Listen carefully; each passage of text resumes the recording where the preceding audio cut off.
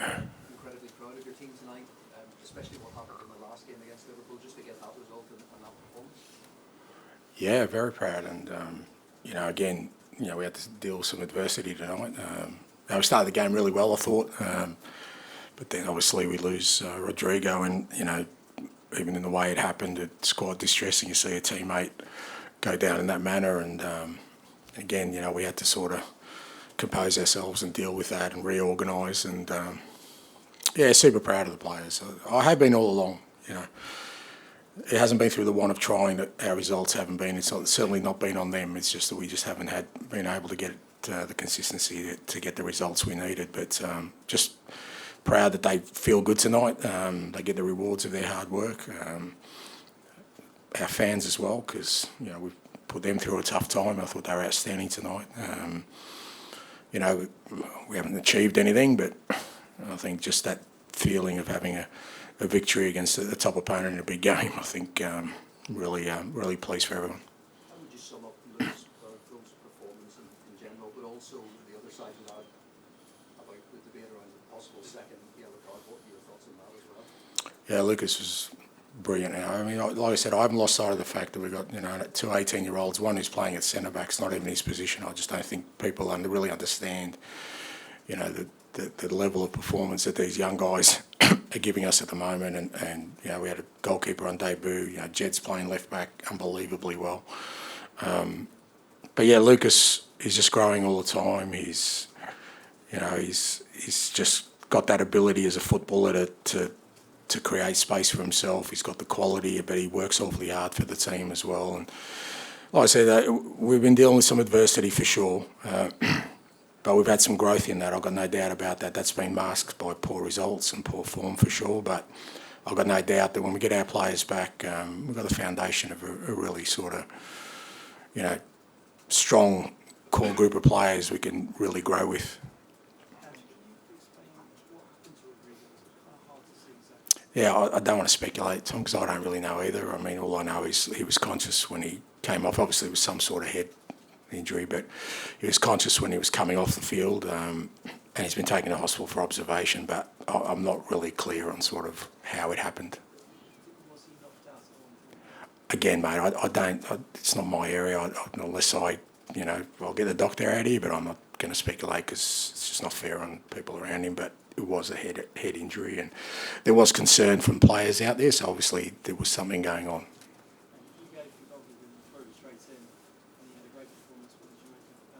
Yeah, brilliant. Yeah, no, fantastic. I got the sense when I spoke to him before we signed him that he had a bit about him in terms of, real sort of assuredness, that probably belied his years, and we did. I threw him a mammoth task today to play against the best team arguably in the world at the moment, in a big game, a semi-final, and he just handled it awfully well. And I think credit to Johan and his team. They were really big on him as a footballer that's going to fit our style. They worked really hard to make it happen now, and you can see why he's an outstanding footballer.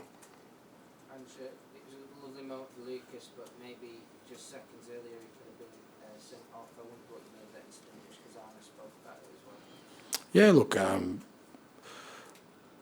I spoke about it after the game last time. I think that my comments were misinterpreted. I didn't criticise the referee or the decision. I didn't think the decision was right about the handball, but I said that it's very hard at the moment. It's very confusing to understand certain elements of the game. Now, we've been told consistently the last few weeks, because I've been, screaming at it from the sidelines, because a lot of teams have got away with a lot of fouls with us without bookings because the referee plays advantage. And we've been told consistently, if we play advantage, as long as it's not a cynical foul, then the player does not get cautioned.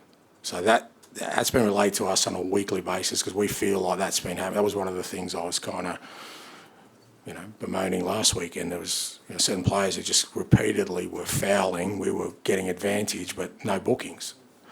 So that's what I'm talking about, is that I don't think... And I'm really surprised at how... What's the word I'm looking for? How people in this country are so easily letting the game changed so much so quickly. It's changed more since VAR has come in, and I've been involved, I think, in the last 50 years. We never used to debate offsides. We never used to debate handballs. We never used to debate holding in the box. We never used to debate so many things.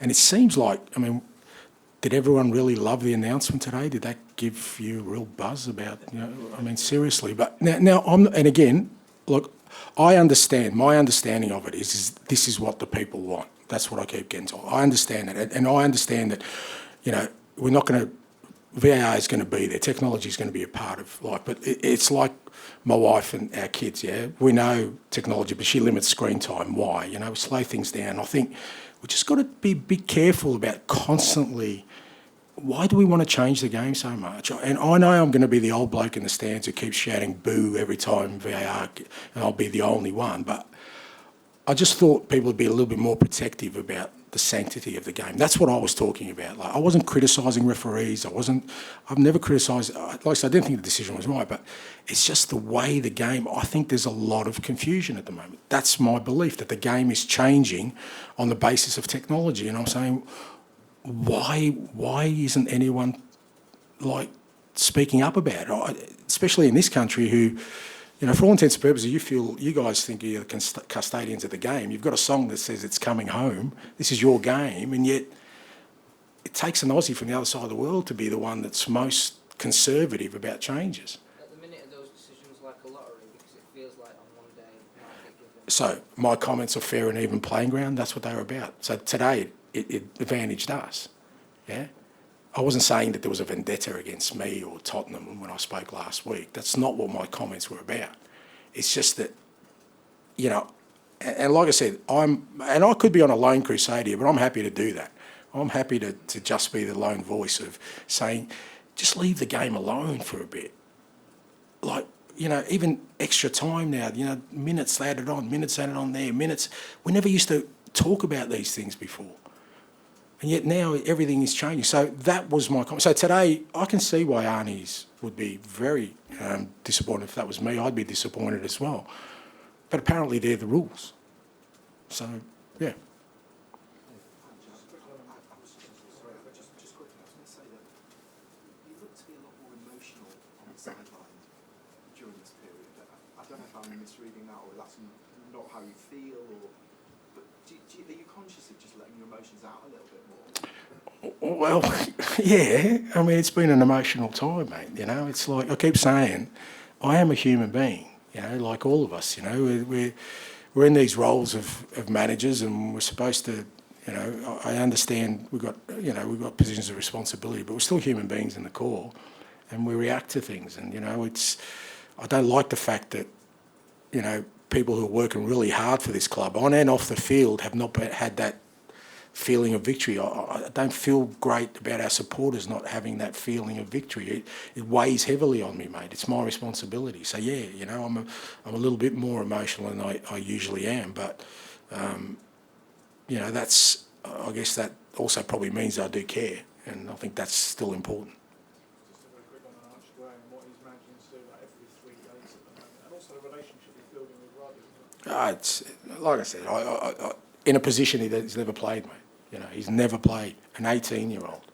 You know, name me another Premier League team that's got 2 18-year-olds and one playing out of position consistently. I'm so happy they're at our football club, and as I keep saying, you know, in 2 or 3 years' time, I just pray to God I'm the beneficiary of their talent, mate. Because if somebody else is getting it, I won't be happy. James, last one, please. Was there any change in your sort of overall approach from the Liverpool game here in the league? It felt a bit more pragmatic.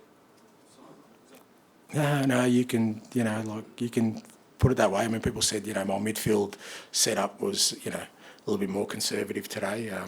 That's because I only had 3 midfielders to choose.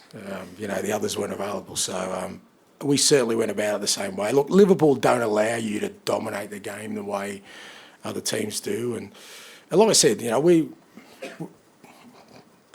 Ali said, you know, our players every 3 days are playing a game of football, mate, without rest. And you saw Liverpool at the end, they put on some significant talent, some really good footballers, some top footballers.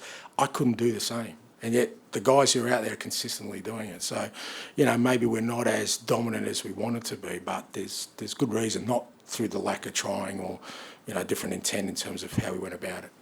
Okay, thank you. Thank you.